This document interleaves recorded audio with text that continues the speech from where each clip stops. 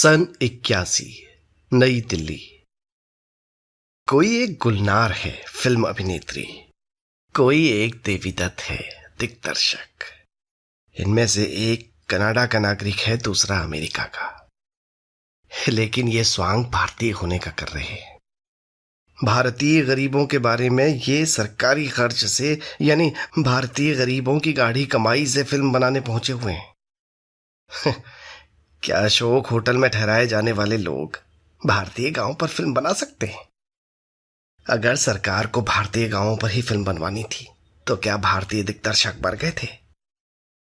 बहुत रोष है बुद्धिजीवी बिरादरी में। ये सुनकर तो और भी कि निर्मात्री और निर्देशक दोनों ये स्वीकार करते हैं कि मूल हिंदी संस्करण में यह फिल्म शायद ज्यादा चल नहीं पाए, इंटरनेशनल मार्केट में अच्छा बिजनेस जरूर करेगी। संवाददाता सम्मेलन में ये बिरादरी देवी दत्त को मिस्टर टट्टा पुकार रही है और भिगो भिगो कर मार रही है। हमारा नायक क्रुद्ध कम, उदास अधिक हुआ जा रहा है, खासकर एक दुबले पतले लंबे लड़के के प्रश्न सुनकर।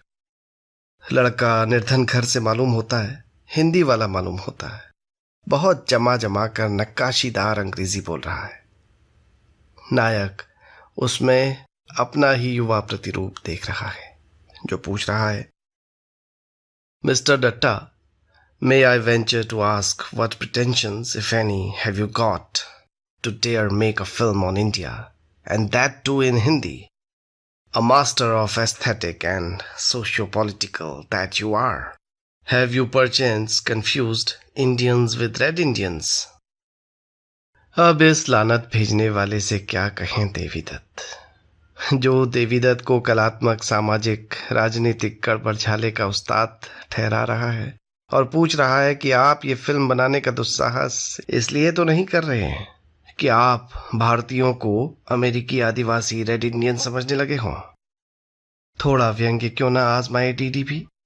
वो कहता है हिंदी में, मैं भारत और भारतीयों पर फिल्म बनाने का अधिकारी कुछ तो इसीलिए हो जाता हूं कि अपने को देवी दत्त ही कहता हूं, देवी दत्ता नहीं। और हिंदी में इसलिए फिल्म बना रहा हूं कि वो भारत की भाषा है और मैं उसे बोल लिख लेता हूं। आप कैसी हिंदी बोल लिख लेते हैं वो हम जानते हैं साहब। भारत में कुछ साक्षर भी बसते हैं, आपका लिखा हमने पढ़ा है, आपकी बनाई कुछ फिल्में भी देखी हैं। इसीलिए हम पूछते हैं कि आप भारत आकर भारतीयों पर फिल्म बनाने की जरूरत कैसे कर रहे हैं? आप भगोड़े हैं तिवारी जी महाराज, आपकी समझ किताबी है, आपका सौंदर्य बोध कर्मकांडी और अनुष्ठान प्रिय है। आपका यहीं का ब्राह्मण होना पर्याप्त चिंताप्रद था, अब तो आप फ्रांसीसी अमेरिकी ब्राह्मण भी हैं भगवान। भारत पर आपसे फिल्म बनवाने से तो बेहतर है कि किसी लुई माल से बनवा ली जाए। उसकी फिल्म केवल भदेस होगी, आपकी भदेस ही नहीं, भावुक और कमीनी भी। कमीनों की कला भी कमीनी होती है, ये तो आपसे छिपा नहीं। आपसे निश्चय ही कुछ भी छिपा नहीं है, न मेरे बारे में न मेरी प्रस्तावित फिल्म के। आप तो भविष्यवक्ता भी होंगे। जी हाँ, इतना तो मैं बता ही सकता हूं कि जागृत भारतवासी आपके साहित्य और सिनेमा को शौच के बाद इस्तेमाल करने लायक भी नहीं समझेगा, और आप उस भारतवासी को जगाने के लिए विदेश बसेंगे। मैं सर्वज्ञ नहीं, लेकिन कमीने के लिए कमीनों को पहचान पाना मुश्किल नहीं होता। दीदी ने कहा है, कहकर उदास हुआ है। डीडी ने लड़केंदे उछाह में गुलनार को डीटीसी की भरी बस में चढ़ा दिया है। इस बस पर किसी कॉलेज की इवनिंग शिफ्ट के छात्रों का राज है। वे बदतमीजी कर करके, फोश बातें कह कह कर यात्रियों को चुनौती सी दे रहे हैं कि हमसे उलझ कर देखो। डीडी और गुलनार का विदेशी जोड़ा उनके लिए आदर्श पात्र है। बात मैं का करूं राम मुझे बुढ़िया मिल गई, हाय बुढ़िया मिल गई से शुरू हुई थी, लेकिन अब अश्लीलता को प्राप्त हो गई है। लड़कों की अंग्रेजी कमजोर है किंतु कल्पना प्रबल है। एक शब्द फक का वो दसियों तरीकों से सदुपयोग कर रहे हैं, बीच बीच में वो बतर्ज जब जब जब जब जब रे प्रीत की माला, इससे कीर्तन सा भी कर रहे हैं, प्रीत की माला की जगह इंग्लिश बाला डालकर। लड़कों की बेशर्मी से घबराकर शरीफ लोग आगे की ओर चले जा रहे हैं। इन शरीफों में डीडी और गुलनार भी शामिल हैं। आधे लड़के अगले स्टॉप पर उतरकर आगे से बस में चढ़ते हैं और शरीफों का घेराव करते हैं। उनमें से एक झूमता हुआ आता है, कुछ बस के, कुछ अपने नृत्य के धचकोलों से गिरता पड़ता सा। अरे रे रे रे, संभालो मुझको मेरे यारो, मैंने नहीं पी, ये प्यार का नशा है, ऐसा गान कर रहा है वो। गाते नाचते वो गुलनार पर गिर पड़ता है और अभद्रता पराकाष्ठा पर पहुंचा देता है। डीडी उससे उलझ लेता है और लड़के प्रसन्न होकर डीडी की पिटाई शुरू कर देते हैं। फॉरेनर का मामला समझते हुए ड्राइवर बस रोक देता है। गुलनार डीडी का हाथ पकड़कर खींचती है, उतारती है। लेट्स गेट डाउन कहती है वो। लड़के जो उतरने को जाती हुई गुलनार को अपने पंजों और उंगलियों से सेवा करते रहे थे, अब कहते हैं लेट मी गेट अप जानी। उतरकर डीडी मुट्ठी तानता है जाती हुई बस की ओर, एक मोटी सी गाली देता है। बस के दरवाजे पर खड़े हुए लड़के अश्लील मुद्राओं से उसे उल्लासपूर्ण विदाई देते हैं। उस शाम डीडी नगरीकरण, उपभोक्ता संस्कृति, लुम्पेनाइजेशन जैसे शब्दों का प्रयोग करते हुए उपयुक्त समाज शास्त्रीय टीका के साथ ये किस्सा कुछ मंत्रियों और अधिकारियों के मध्य सुनाता है और वे कहते हैं, लेकिन आपको तो गाड़ी दी गई थी ना, आप बस पर क्यों गए? ये सुनकर वो और भी दुखी होता है। डीडी अपने एक साहित्यिक मित्र के यहां आमंत्रित है। मित्र के मकान के पीछे एक नया मंदिर बना है। मंदिर का स्थापत्य भ्रष्ट है, मूर्तियां बाजारू हैं। उचक्के से दिखने वाले एक स्वामी जी यहां प्रवचन कर रहे हैं। प्रवचन में विभिन्न चीजों का अनुपात इस प्रकार है: गीता और मानस की भ्रष्ट टीका 20%, धर्म और दान की महिमा पर स्वामी जी के अपने उद्गार 20%, हारमोनियम, करताल, ढोलक के साथ फिल्मी तर्जों पर भजन कीर्तन 40%, शेरो शायरी 10%, उपस्थित अनुपस्थित लोगों को लताड़ 10%। स्वामी जी बीच बीच में कहते हैं श्री राम जय राम, और भीड़ उत्साह से कहती है। न कहे तो स्वामी जी लानत भेजकर उससे कहलवाते हैं जय जय राम। ये सारी कार्रवाई लाउड स्पीकर से प्रसारित की जा रही है। मित्रों के यहां एकत्र साहित्यिकों से बात करना मुश्किल हो रहा है और दुर्भाग्य कि साहित्यिक बंधु जो बातचीत कर रहे हैं उसका डीडी को साहित्य से वैसा ही, उतना ही संबंध मालूम हो रहा है जैसा और जितना इन स्वामी जी का धर्म से, इस मंदिर का गंगोली हाट के मंदिर से। साहित्यिकों के इस जमघट में उसे ढेर सारी गालियां मिली हैं, चाटुकारिता मिली है और कभी कभी एक कोने में ले जाकर ये सोचना भी कि मेरी पुस्तक पर फिल्म बनाए जाने की अच्छी संभावना है, तुम्हारा जैसा कोई कलात्मक दिग्दर्शक हो तो। बातचीत का मुख्य विषय रहा है साहित्य जगत में व्यापक फ्रॉड। डीडी के लिए ये तय कर पाना कठिन हो रहा है कि वो स्वामी जी के प्रवचन से अधिक दुखी हो रहा है या साहित्यिकों की बातचीत से। हल्द्वानी। बहुत ढूंढने पर यह घर उसे मिला है। बाहर एक फटेहाल लेकिन फंटूश किस्म का लड़का दरवाजे को तबला बनाए हुए गा रहा है। दोस्ती इम्तिहान लेती है, दोस्ती इम्तिहान लेती है। बब्बन है? डीडी पूछता है। कौन बब्बन? लड़का पूछता है और गाता है। दोस्तों की जान लेती है दोस्ती। शिव प्रसाद तिवारी, रोडवेज वाले। बाबू, लड़का भीतर की ओर मुंह करके आवाज देता है और फिर गाता है।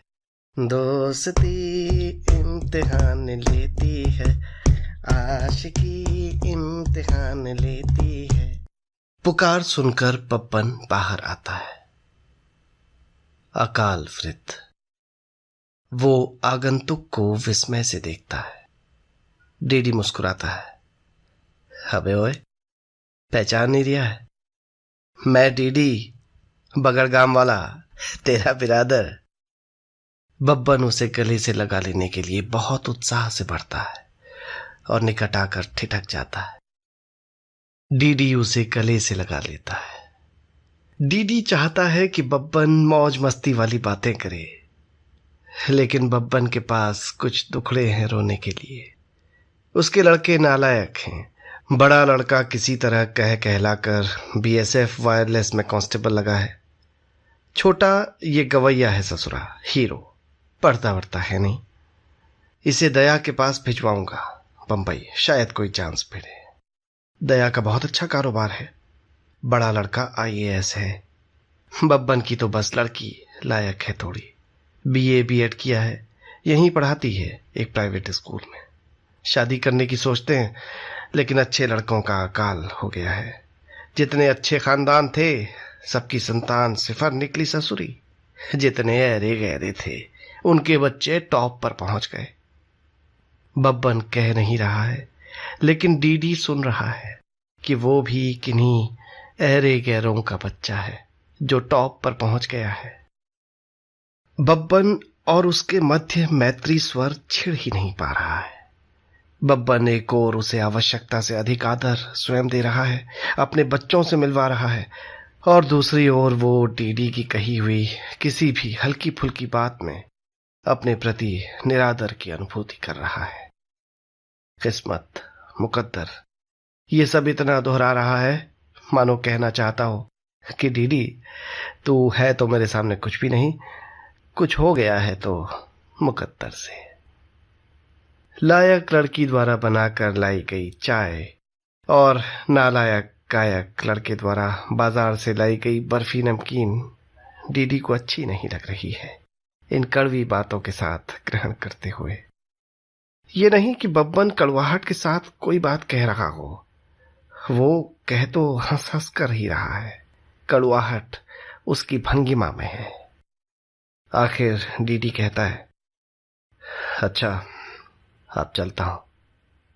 ठहर, घर आया है, कहाँ तो रहना चाहिए था 2-4 दिन। एक अंगुल पिठिया भी नहीं लगाएगा? हाँ, अपनी भाभी से भी नहीं मिलेगा? भाभी एक दुबली पतली सी बीमार सी औरत है, गुमसुम।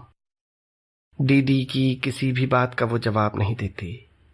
गूंगी है, कहता है बब्बन, और इसी गूंगी से फुसर फुसर कुछ बातचीत करता है। गूंगी एक ट्रंक खोलकर तह की गई साड़ियों के बीच में से 5 रुपये का इकलौता नोट निकालकर बब्बन को पूजा की थाली के साथ दे देती है। बब्बन डीडी के कपाल पर एक अंगुल पिठिया यानी तिलक लगाता है और उसकी हथेली में 5 का वो नोट रख देता है। नमस्कार कर, तेरा दद्दा हूं मैं। डीडी झुककर पांव छू लेता है। अब बब्बन उसे उठाकर गले लगाता है और धौल धप्पा करता है। बब्बन लायक लड़की को पुकारता है, कहता है, पहला गाकर। वो डीडी के पांव छू देती है। डीडी बटुए से निकालकर 100 का एक नोट उसे दे देता है।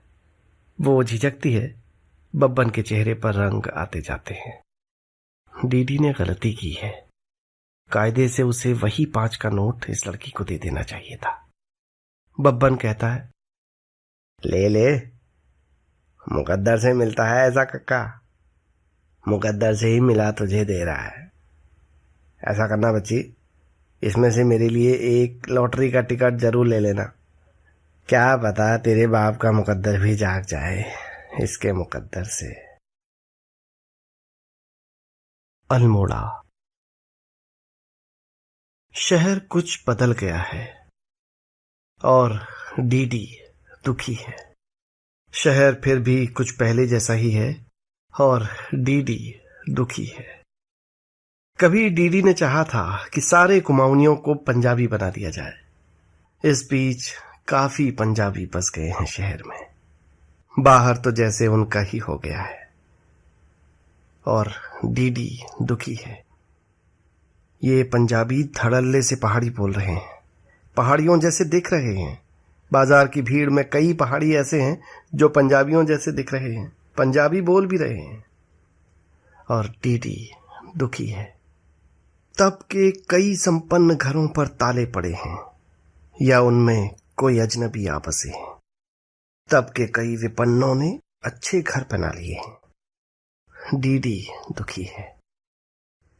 डीडी जो तब का विपन्न और अब का संपन्न है। कभी के अत्यंत शक्तिशाली और संपन्न समझे जाने वाले एक परिवार के पुश्तैनी मकान की जगह सिनेमा हॉल खड़ा है, और सिनेकार डीडी दुखी है।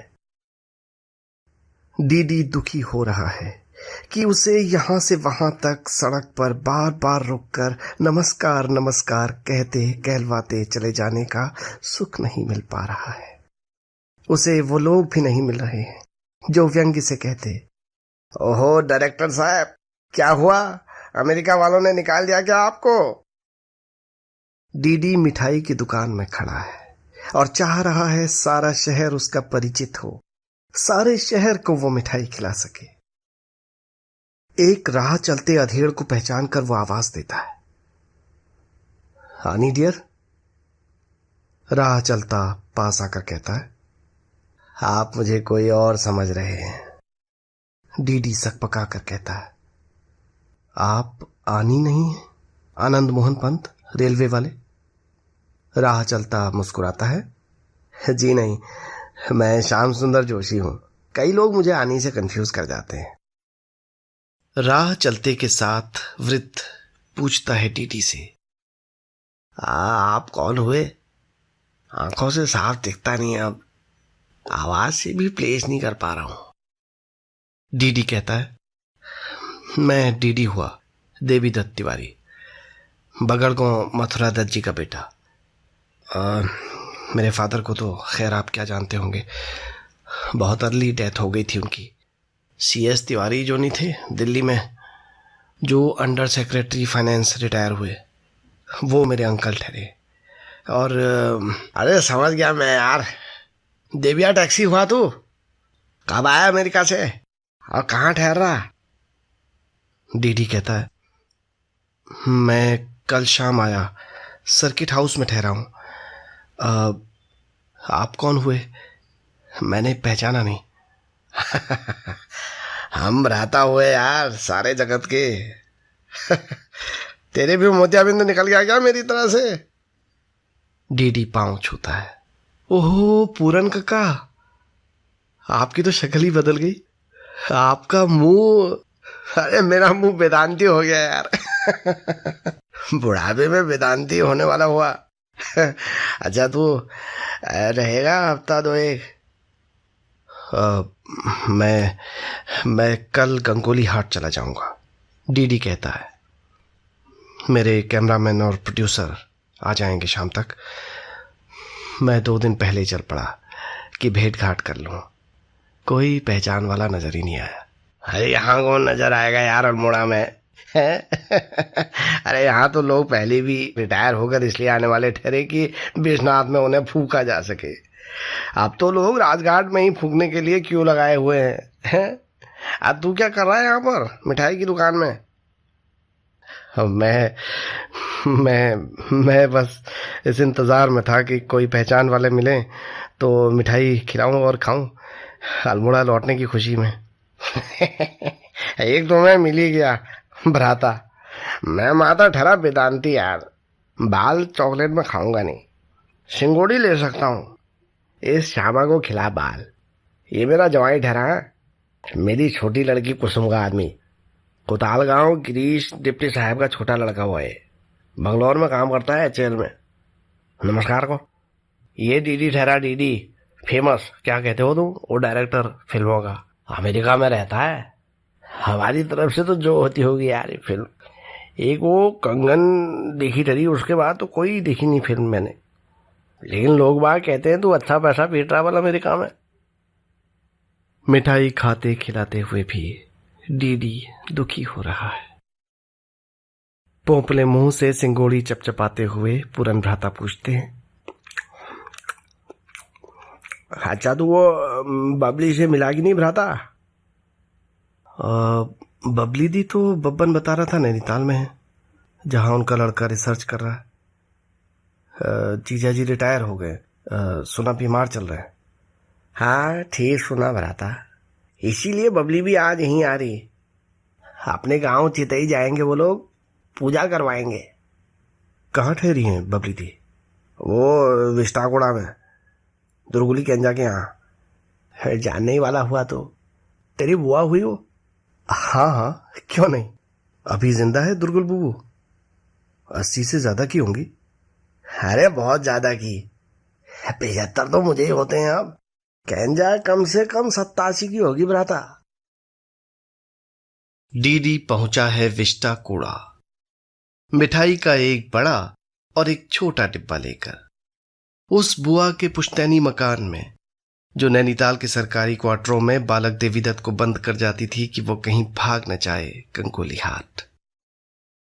उस बबली दी से मिलने, जिसने एक मातृहीन, भगिनीहीन, सखीहीन बालक और किशोर को पहली बार उस मांसल और नाटकीय पहेली से परिचित कराया था, जिसे नारी की संज्ञा दी गई है।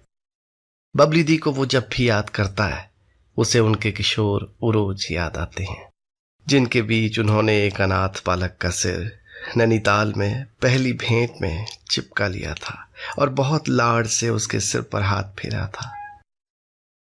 इन्हीं बबली दी के लिए मिठाई का बड़ा डिब्बा, छोटा दुर्गुल बुबू के लिए। दुर्गुल बुबू आंगन में बैठी धूप सेक रही हैं। उनकी कमर बिल्कुल झुक चुकी है, उनकी मोटी भौहों के बाल सफेद हो चुके हैं और इन भौहों के नीचे आंखें अब भी बड़ी बड़ी होते हुए भी काला बिंद से बुझ चुकी हैं। सुन बहुत कम पाती हैं, इसलिए बोलती ही चली जाती हैं। वो डीडी को बब्बन समझे हैं और बब्बन के पिता के बचपन के किस्से धारा प्रवाह सुना रही हैं। डीडी को चीख चीख कर कहना पड़ रहा है, अरे मैं देव्या हूं, बगड़गांव मथुरिया का लड़का। मथुरिया में जानने ही वाली ठहरी, मेरा भाई हुआ छोटा। क्यों, आज तुझे मथुरिया की क्या याद आ रही बब्बनो? बुढ़िया पूछती है। अरे मैं बब्बन नहीं हूं, मथुरिया का बेटा हूं, देवी। क्यों नहीं होगा देवी भक्त? शिव देवी सबका भक्त हुआ मथुरिया, और कुछ काम थोड़ी हुआ उसका। जोगी ठहरा है, जोगी। एक और ही जैसा हुआ वो। आंखें तो हम सबकी बड़ी है, उसकी कहते हैं अंधेरी बड़ी बड़ी ठहरी। देख कर ही डर जैसा लगने वाला हुआ का। लंबा चौड़ा भी खूब ठहरा हो, सांड हुआ सांड। बस हमने सुर में लगे रहने वाला हुआ। पहले वो ब्याह ही नहीं करने वाला हुआ, फिर उसको किसी तरह मनाया। क्वाली खोला नहीं है, वहां वंशीधर जी की बेटी से हुई उसकी शादी। छोटी छोटी सी ठहरी वो, इतनी ही हुई कुल। कोई जान नहीं हुई उस लड़की में। चतुर्थी कर्म के बाद जब मथुरिया परुली के पास पहुंचा, परुली था उसकी घरवाली का नाम। 3 बहनें ठहरी वो। सबसे बड़ी हुई नकुली, जो तुम्हारे वो सुनौलीगढ़ श्रीधर वकील से ब्याही ठहरी। बीच की हुई ये परुली। सबसे छोटी भगुली हुई, जो तुम्हारे ये बिहार के भट्टों में ब्याही हुई है, जीवानंद कप्तान के बेटे से, लखनऊ। मैं क्या कह रही थी बाबू? आंख बड़ी बड़ी डरावनी। हाँ, मथुरिया की आंखें बहुत डरावनी हुई का। जब चतुर्थी कर्म के बाद वो अपनी औरत के पास गया, तब उसने उस बिल्ली की बच्ची जैसा मुंह ऊपर उठाया और ऐसे देखकर उसको कहा, ओम। वो मारे डर के थर थर कांप गई, बल दौड़ के नीचे आ गई। आवाज भी कम, जो क्या डरावनी हुई मथुरिया की। घर गरी आवाज, सुबह डरी रही हमारे मथुरिया की वो परोली बेचारी। जितने दिन भी रही जिंदा, डरी रही, दुखी रही। सुबह वो तीनों बहनें हवा के नहीं निकली। रकुली तो जतकाली नहीं हुई कभी। बगुली के 2 बच्चे लाटे निकले। परुली की कोई एक औलाद हुई। हाँ, मैं परुली का बेटा देव्या हूँ। हाँ, परुली का बेटा देव्या हुआ। मैं जो क्या नहीं जानती, एक वही औलाद तेरी मधुरिया की। दिव्या हुए के 6 नहीं 8, शायद 6 ही महीने में मर गई परूली। मधुरिया ने फिर ब्याह किया नहीं, खुद भी वो खत्म हो गया परूली से 1 साल पीछे। बच्चे को अगरून जाके बचुल दी को दे आया। शीत वाला जोगी हुआ वो, बुलाने वाले हुए लोग उसे दूर दूर से। जादू दिखाने वाला हुआ और ही प्रश्न विचार करने वाला हुआ गजब। तो घूमता रहा वो, कभी जयपुर, कभी रीवा, कभी कलकत्ता, कभी दिल्ली। लौट कर आया तो पहले वो बचुल्दी को वो पैसे भिजवाए जो कमा कर लाया था। फिर सबसे कहा उसने, मैं उड़ जाने का जादू दिखाऊंगा। बल गांव में आस पास ठहरे उसके भगत लोग, भीड़ जमा होगी।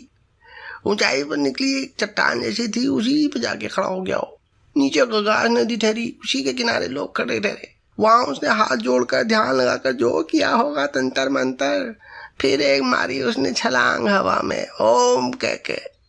पहले ऊंचा उठा, वो उड़ता रहा। कुछ नीला नीला सा उजाला वैसा उसके भीतर से निकला। बल फिर फ्याचे से उसका शरीर गगास में गिर गया। बल जिसने भी देखा वो काम क्या हो, थरथराहट मच गई। बल एक और ही सा हुआ मथुरिया हो, और ही इसी मौत भी मरा हो। जाने कैसे हुआ होगा वैसा हो। हमारे यहाँ तो तंत्र मंत्र वाले लोग हुए ही नहीं ठहरे। क्यों आज तुझे मथुरिया की कैसे याद आ गई बब्बनो? तेरा तो देखा भी नहीं हुआ हो, उसका बेटा हुआ तेरा साथी। अरे बुबू, मैं वही मथुरिया का बेटा हूँ, अमेरिका से आया हूँ। हाँ, अमेरिका में रहता है वो, किसी मीम के साथ गया कह रहे थे। पहले उसने शास्त्रियों की बेटी के साथ वैसा तमाशा किया, फिर भाग गया किसी मीम के साथ। लोग बदनाम करने वाले हुए। मेरे तो वो मथुरिया का बेटा ही हुआ, और झूठ क्यों कहूंगी, मेरे लिए अच्छा ही हुआ। वो अमेरिका तक से मेरे लिए पैसे भिजवा रखे थे।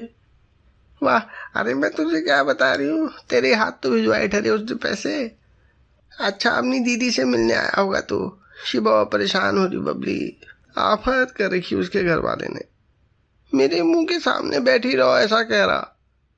मैं मर रहा हूँ। बल टट्टी पेशाब सब बबली को ही करानी हुई, खाना भी अपने हाथ से खिलाना हुआ।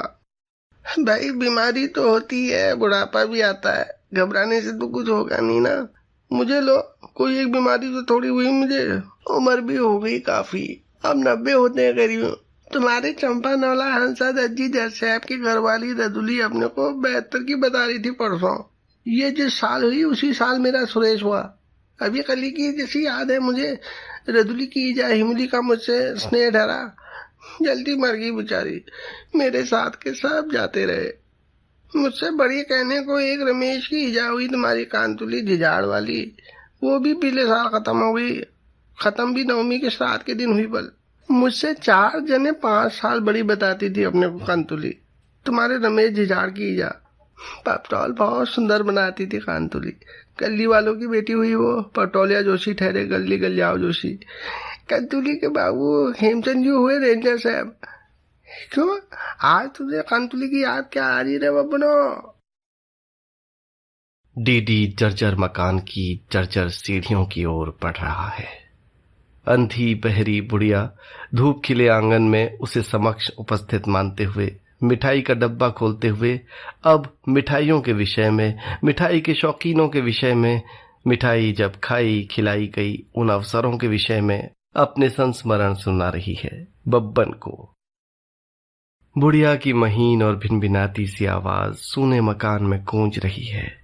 मकान इस प्रतीक्षा में है कि बुढ़िया मरे तो मैं भी विधिवत मर जाऊं। आजा दीदी बाओ, यहीं आजा भीतर, मैंने तेरी आवाज सुन ली थी। क्या करूं, इन्हें छोड़ना ही नहीं हुआ 1 मिनट। भीतर वाले कमरे में किसी आयुर्वेदिक तेल की गंध भरी है। अंधेरे के अभ्यस्त हो जाने पर आंखें देखती हैं एक गूदड़ पर कभी के रौबीले थानेदार साहब असहाय पड़े हुए हैं और अपनी पत्नी बबली से टांगों पर मालिश करवा रही है।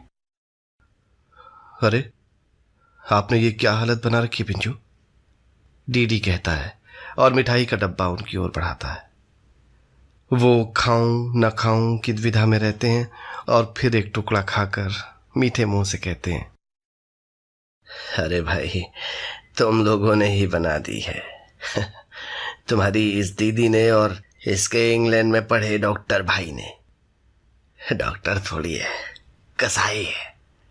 मैंने तो तब भी कितना ही कहा तुम्हारी दीदी से, मुझे गांव ले चलो, ग्वाल की थान पूजा करवाएंगे, जागर लगवाएंगे, ठीक हो जाएगा।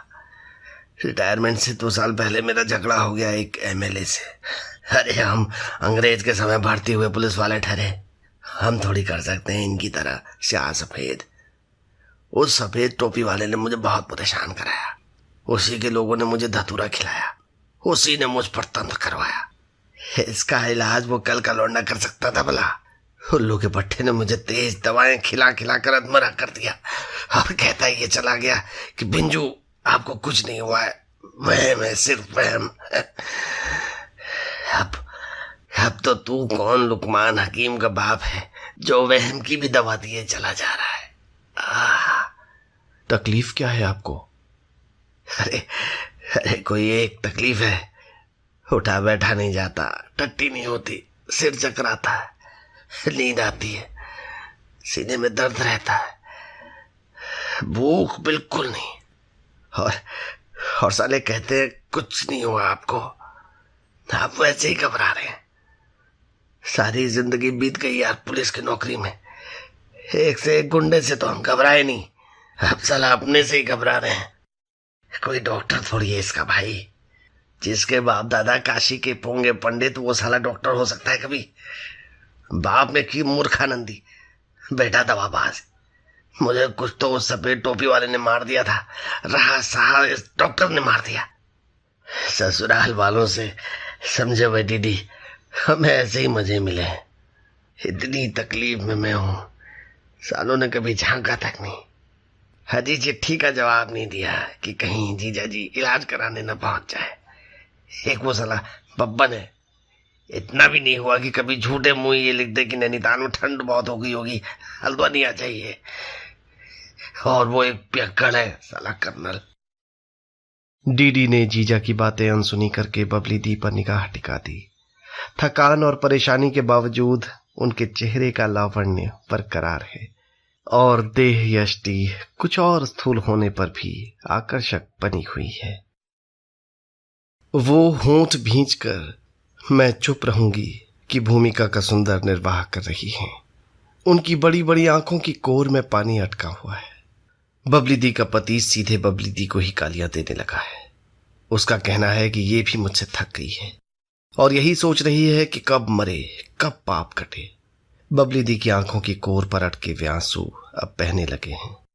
बीमार थानेदार ने बताना शुरू किया है कि इनके खानदान की सारी औरतें चुड़ैलें निकली। जहां गई बंटा धार हुआ, सबने रंडापा भोगा। इस सिलसिले में थानेदार 3 पीढ़ी पीछे तक तफ्तीश करने गया। अगर कोई सधवा होकर मरी औरत उसे मिली तो उसने पाया कि उसका पति स्वयं डबल जादूगर था। बबली दी मालिश में जुटे हाथों से अब अपना माथा पीटने लगी है और दहाड़ दहाड़ कर रो रही है। रोते रोते ही वे पति सेवा के लंबे इतिहास पर प्रकाश डाल रही हैं। थानेदार ने कराह कर करवट बदली है, पैंतरा बदला है। वो जाप करने लगा है, रोगान शेषान अपासी तुष्टा रुष्टा तु कामान सकलान भिष्टान। और बीच में ओए जो मेरी की गुहार भी लगा रहा है। बबली दी रोना भूलकर उसकी चिंता करने लगी है। सहसा तुष्टा रुष्टा के मध्य उसका कंठ अवरुद्ध हो गया है। उसने हाथ पांव ढीले छोड़ दिए हैं। मेरी सांस रुक रही है, वो मरियल सी आवाज में कह रहा है। डॉक्टर बुलवाओ।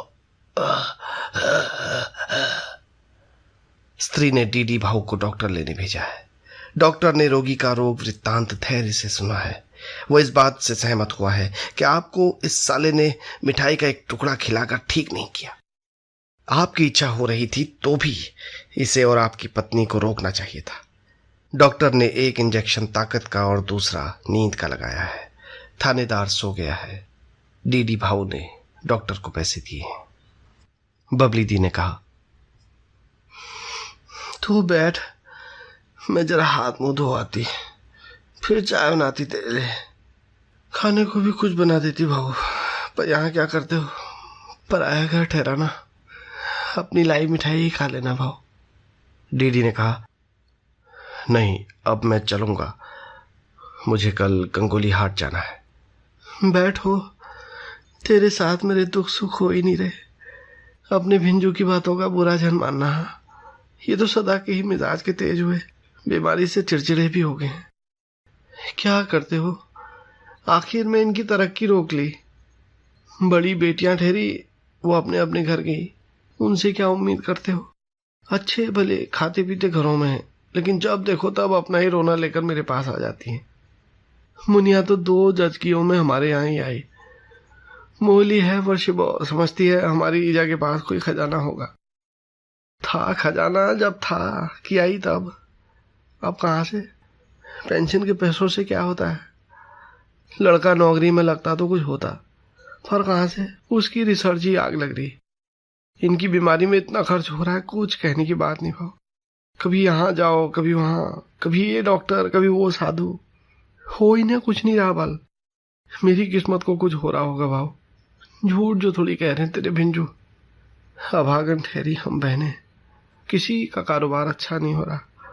उस गुड़िया का इतनी मुसीबत से तो ब्याह करवाया, उसके घर वाले ने उसे अलग कर दिया। सुधा का घर वाला स्वभाव का अच्छा हुआ, मगर इतनी जिम्मेदारी हुई कि हाई तौबा मची रहने वाली हुई। बैठो बैठो, जरा चाय बना लाती हूँ, तेरा हाल चाल सुनती हूँ। सच रे, तूने ब्याह जो क्यों नहीं किया होगा। मैं अब जाऊंगा बबली थी, मुझे कुछ काम निपटाना है, कल गंगोली हाट जाना है। अच्छा, पूजा करने जा रहा होगा। नहीं, अपनी फिल्म के काम से। तो भी मंदिर तो जाएगा ही, मेरी ओर से भी भेंट चढ़ा देना, हाथ जोड़ देना भाव। बबली दी कहती हैं और ब्लाउज में खुसा रुमाल निकालती हैं। उनमें से एक 5 का और एक 2 का नोट है, मुड़ा हुआ। कुछ सोचती हैं, फिर 5 का नोट उसे दे देती हैं, फिर कहती हैं, मैं भी कैसी भुलक्कड़ हूँ, मुझे तो इनकी बीमारी में अपना ही होश नहीं रहता। अच्छा, तूने डॉक्टर को कितने दिए रे। रहने दो बबली दी, कहता है डीडी, तुम ये भी रख लो, मैं चढ़ा दूंगा तुम्हारी ओर से। बबली दी नोट ले लेती हैं वापस। दोनों नोटों को फिर लपेटकर रुमाल में खोस देती हैं अपने ओरोजों के मध्य। साड़ी का पल्ला खींचती हैं उन ओरोजों पर कसकर, कहती हैं, हाँ तूने चढ़ाया मैंने चढ़ाया, एक ही बात हुई। मेरे लिए तो तू सगे से भी सगा ठहरा हो। तेरे जैसों के सहारे ही कटी है जिंदगी, खुद ही सोचना हुआ, सुझाना हुआ। तेरे जैसे नहीं होते तो कैसे संभालती अपनी गृहस्थी। ये तो जन्म के गुस्सेबाज ठहरे, सबसे लड़ते फिरे। इनको नौकरी में, बिरादरी में, समाज में इस बबली ने ही बचाया चढ़ाया। ये समझते हैं कि जो हुआ इनके लड़ने झगड़ने, डांटने फटकारने से हुआ। कैसे हुआ मैं ही जानती हूँ, मेरा भगवान जानता है। खैर क्या हुआ, जो लोगों के आगे हाथ फैलाना पड़ा, लोगों को खुश करना पड़ा। अपनों के जैसों की ही खुशामद की ना, और अपने ही आदमी के लिए की ना। बबली दी आंखें पोंछती हैं, मुस्कुराती हैं, फिर इतना सा दृष्टिपाश में बांध लेती हैं डीडी को, कहती हैं, छिहो, मैं भी क्या अपने दुखड़े लेकर बैठ गई। कितनी दूर से आ रहा तू, कल तुझे जाना हुआ कहीं और। पूरंदा से सुना मैं यहाँ हूं तो दौड़ा चला आया मिलने। क्या करते हो, पराई जगह ठहरी, तेरे भिंजू की हालत हुई ठहरी, नहीं तो कहती रात यहीं खा। वैसे क्या पता अब तुझे मेरा बनाया खाना अच्छा लगता है जननी, बड़ा आदमी हो गया तू। तुझे अच्छी तरह से देखा तक नहीं रे मैंने, यहाँ अंधेरा है। फिर बबली दी उसके दोनों बाजू पकड़ लेती हैं, उसे पकड़कर खिड़की के पास प्रकाश में ले जाती हैं। देखती है ऊपर से नीचे तक, कहती है, राही फिरवा लेना आपने। अगर नीचे दुर्गुल बुबू से तेरी बातचीत की भनक मेरे कानों में न पड़ी होती तो मैं तुझे पहचानती जो क्या। राही परखवा लेना जरूर, राजकुमार जैसा लग रहा है रे। सर्किट हाउस में राही कौन परखेगा, डीडी मुस्कुराता है। बबली दी झूठ मूठ उसके सिर पर न्योछावर कर देती हैं, कहती हैं, मैंने ही लगा दी तेरी नजर, ले मैंने ही उतार दी। ठीक ही हुआ। ठीक ही हुआ, डीडी मुस्कुराता है। वैसे मेरी नजर क्यों लगेगी, अपनों की भी नजर लगती है, देखो। आंखें मटका कर कहती है बबली दी। अपनों से भी ज्यादा अपना हुआ तू मेरे लिए डीडी भाव। कैसा सच्चा स्नेह हुआ। मुनिया के ब्याह में मेरा हाथ तंग हुआ ठहरा। कहां से तूने ठीक समय 2000 रुपये भिजवा दिए होंगे। इस समय भी मैं ये सोच रही ठहरी, भगवान कहीं ये यहाँ लंबी चौड़ी पूजा की जिद कर बैठे तो किससे जो मांगूगी पैसा। कहाँ से जो तू आ गया होगा ठीक समय से। मेरे पास इस समय ज्यादा तो नहीं है, भिजवा दूंगा। ज्यादा मैं मांग भी नहीं रही। और भिजवाना क्या हुआ, तू नैनीताल नहीं आएगा क्या? अब वो शायद नहीं हो पाए, कहता है डीडी, बट वैसे 100 के 2 नोट निकाल कर देता है। बबली दी फिर निकालती है रुमाल, उसमें से 5 का नोट निकाल लेती हैं और डीडी के दिए नोट उस पर रखकर उसे फिर खोस देती हैं ब्लाउज में। 5 का नोट देकर कहती हैं, मेरी ओर से मेरे ही पैसे चढ़ा देना रे। डीडी नोट लेता है, झुक कर पांव छूता है। बबली दी उसे दोनों बाहों में भर कर उठाती हैं, अपनी छाती से लगा लेती हैं, असीसती हैं।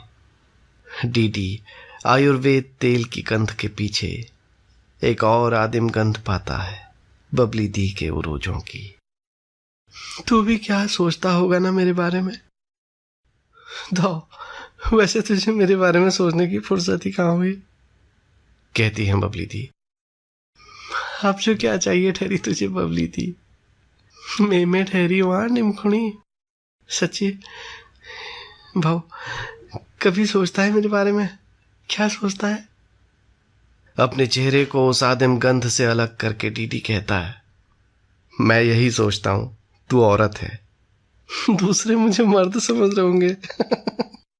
मुंह मटका कर हंसती है बबली दी और उसका माथा चूम लेती है। डीडी सीढ़ियां उतरता है। आंगन में अब धूप नहीं है। बुढ़िया पोपले मुंह से मिठाई खा रही है और बब्बन को बता रही है कि मथुरिया मिठाई का बड़ा शौकीन बाज ठहरा। जहां जहां जाने वाला हुआ जादू दिखाने, वहां वहां की मिठाई लाने वाला हुआ। गांव पहुंचते पहुंचते बासी हो जाने वाली ठहरी। वो सारी बासी मिठाई कढ़ाई में डालने वाला हुआ, दूध पिलाकर खोट देने वाला हुआ। एक नई मिठाई बन जाने वाली हुई। घोटमाल कहता था वो उस मिठाई को, घोटमाल। मथुरिया का बेटा देपिया उस बड़बड़ाती बुढ़िया को पीछे छोड़ आया है। अंगूर की मृत प्राय बेल से आच्छादित तोरण द्वार को पार कर रहा है। वो उसके आंतरिक मौन को बींध रही है किसी सुदूर पक्षी की पुकार। जू हो जाऊं जी। एक बार पलट कर देखता है वो बबली दी को, जो खिड़की से झांक कर कह रही है, नैनीताल नहीं आया तो कुट्टी कर दूंगी। ये औरत उज्जैन बम गिरने पर भी किसी तरह जीवित रह जाएगी और मैं उज्जैन बम के बारे में सोच सोच कर ही मर जाऊंगा। ऐसा विचार उठ रहा है डीडी के मन में और इस विचार से भी वो दुखी हो रहा है। दिग्दर्शक देवी दत्त, जो अल्मोड़ा आकर मथुरिया का बेटा देविया भी हो गया है, निरंतर दुखी होता चला जा रहा है, जबकि वो सुखी होने की कामना लेकर स्वदेश लौटा था। इस दिग्दर्शक ने मानव और शून्यता के साक्षात पर एक विज्ञान कथा फिल्म की पटकथा भी तैयार की है पिछले दिनों। इसे ज्ञात होना चाहिए कि अर्थपूर्ण परिवर्तन इस सृष्टि में अरबों वर्षों में होते हैं। इसे यह भी ज्ञात होना चाहिए कि एक मनुष्य का जीवन काल अरबों वर्ष के सामने नगण्य है। ये देवी दत्त समाज शास्त्र का भी विद्यार्थी है। इसे ज्ञात होना चाहिए कि परिस्थितियां बदलती हैं, उनके साथ साथ परिस्थिति जन्य परिवर्तन होते रहते हैं। स्वयं इस देवी दत्त ने चाहा था कि हो, तब इसका बुनियादी परिवर्तन न होने से दुखी होना और परिस्थितिगत परिवर्तन हो जाने से और भी दुखी होना समझ में नहीं आता। ये कह रहा है कि इस देश और समाज में परंपरागत काइयापन और आधुनिक कड़वाहट का त्रासद सम्मिश्रण हो चला है। क्या हम इससे ये कहें कि तू फिक्रेबाजी कर रहा है? क्या हम इससे पूछें कि घटियापनों की कैसे तुलना की जाती है, कैसे तोले जाते हैं वे? क्या जिस घटियापन को तू छोड़ गया था वो इस घटियापन से हल्का था?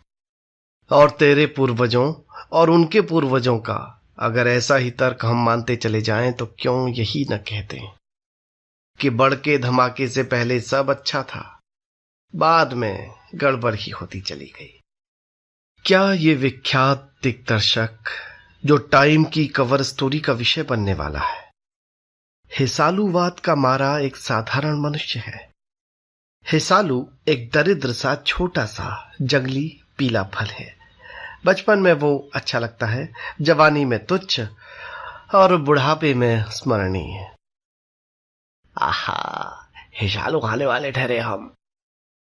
क्या वो जीवन, वो प्रेम, वो रिश्तेदारी, वो जिजीविषा जो मनुष्य पकड़ और पचा सकता है, आरंभिक संस्कार के उस दरिद्र हिसालू भर ही हैं, डीडी जैसे मनुष्य तक के लिए? इस अकेले बंगले में ये एक दिलचस्प पहेली है मेरे लिए, और मेरे मुंह में स्वाद है हिसालू का।